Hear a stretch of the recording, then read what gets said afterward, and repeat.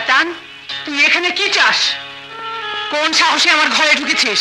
বাহ বাহ বারে বাহ, আজব কথা। ঘরের মানুষটিকে আপন করে নেব বলেই তো এই ঘরে ঢুকেছি। বলো, কবে আমার ঘরে যাবে? আমাকে নিয়ে তুই যে ঘর বাঁধার স্বপ্ন দেখেছিস, আমি জীবিত থাকতে তা কোনো দিনই হবে না বেঈমান। তুই আমার স্বামীকে খুন করেছিস, আমার ঘরে আগুন জ্বালিয়েছিস। আমি তোকে স্বামীর খুনের বদলা নেবে, সে সুযোগ তুমি কোনোদিনই পাবে না সুন্দরী। তার আগে তুমি বাধ্য হবে আমার প্রস্তাবে রাজি হতে, কারণ এখন আমি এই কাবিলার সর্দার। আমি যা বলবো তাই তোমাকে শুনতে হবে। বলো, তুমি আমাকে বিয়ে করতে রাজি আছো কি না? রাজি না হলে কি করবি? মেরে ফেলবি? সেও ভালো, তবু তোর মতো খুনি বদমাইশের কথায় কোনোদিন রাজি হব না। আমি সারা জীবন শাহেদের স্মৃতি নিয়ে বেঁচে থাকবো। কিভাবে তোমাকে রাজি করাতে হয় তা আমার জানা আছে। তোকে তোর বাবার কাছে পাঠিয়ে আমাকে ছেড়ে দে। আমাকে ছেড়ে দে।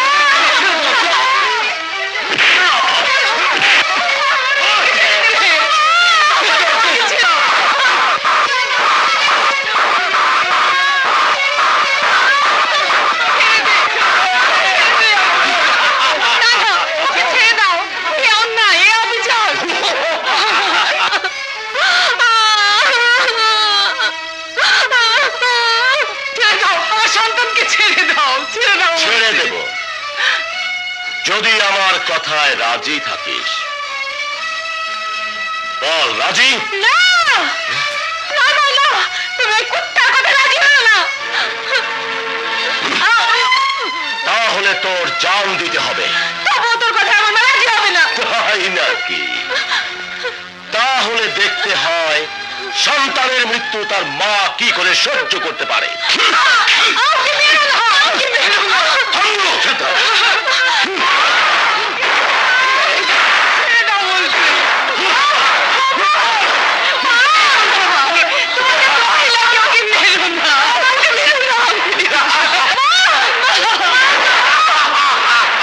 সবাই নীরবে দাঁড়িয়ে তামাশা দেখবেন, মায়ের কোনো প্রতিকার করবেন, চুপ করে থাকবেন না।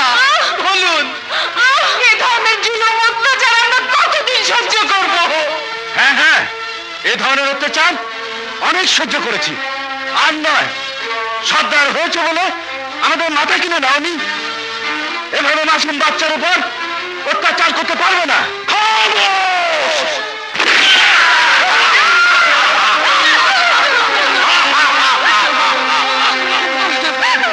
আমার বিরুদ্ধে যারা কথা বলবে তাদের এভাবেই মরতে হবে।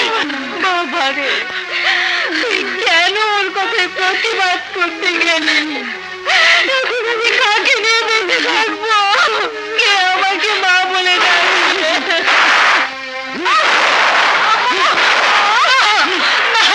ওকে মেরো না, আমাকে মেরে ফেলো। তাহলে যে আমার এতদিনের সাধনা ধূলিসাৎ হয়ে যাবে। তোমার একটি কথার উপর নির্ভর করছে তোমার সন্তানের বাঁচা মরা। আমি তোমার কথায় না মা, না, ওর কথা রাজি হয়ে তুমি আমাকে পার করে দিও না মা। ওমর, তুই আমাকে ভুল বুঝিস না বাবা। তুই জানিস না মায়ের কাছে তার সন্তান কত বড়।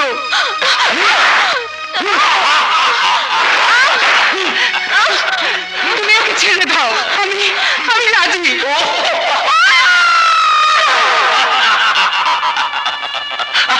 শেষ পর্যন্ত তুমি আমাকে পর করে দিলে না, পর করে দিলে।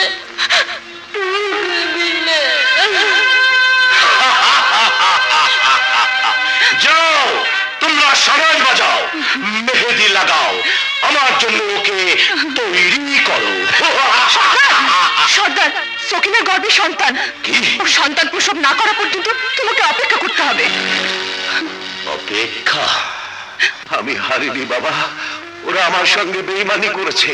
তুই ওদের কাউকে ক্ষমা করিস নে বাবা, কাউকে ক্ষমা করিস নে।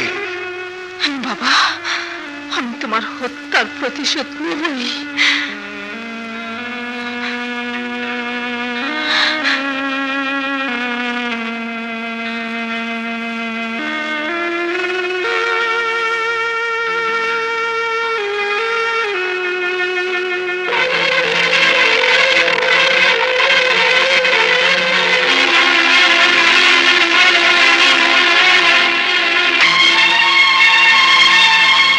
অমর, অমর, অমর, তুই কোথায় বাবা? অমর, অমর,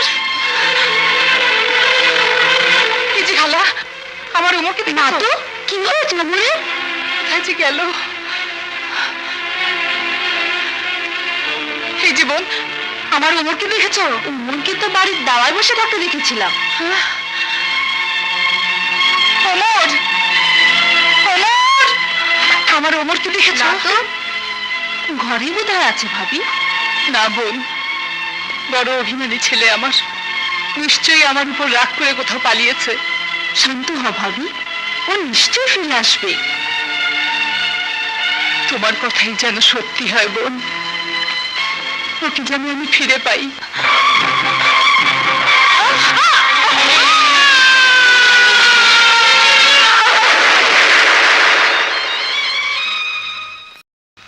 ইয়া আল্লাহ, তুমি আমার বুকের বাণীকে আমার কাছে ফিরিয়ে দাও, আমার কাছে ফিরিয়ে দাও, ফিরিয়ে দাও।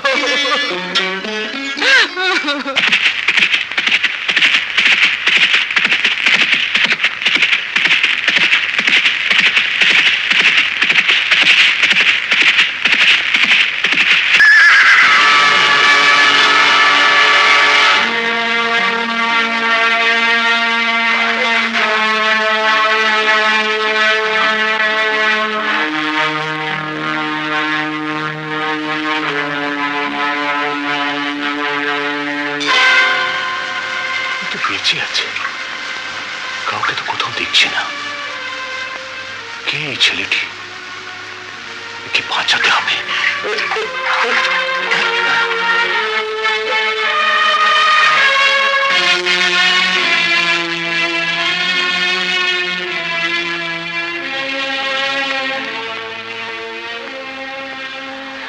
না, আর এক মুহূর্ত এখানে নয়। যে সন্তানের জন্য এত কিছু, সেই সন্তানই যখন আমাকে ভুল বুঝে চলে গেছে, তখন আমি আর কিসের আশায় থাকবো? আমাকে এখান থেকে পালাতে হবে, এখান থেকে পালাতে হবে।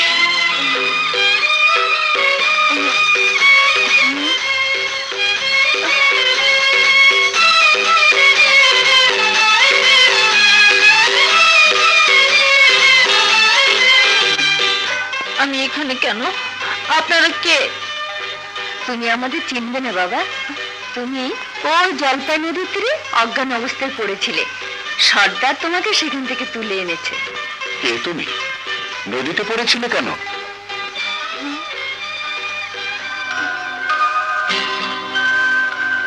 বাবার হত্যার প্রতিশোধ নিতে হলে আমাকে এখানেই থাকতে হবে, আমার পরিচয় গোপন রাখতে হবে।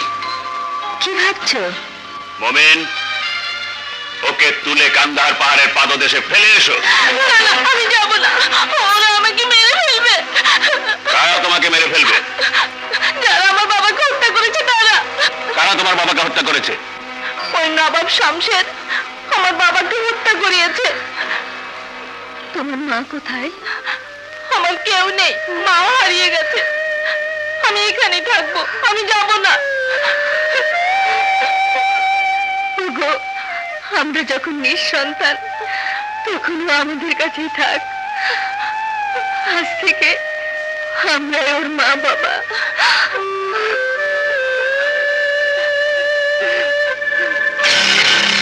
কি বললি?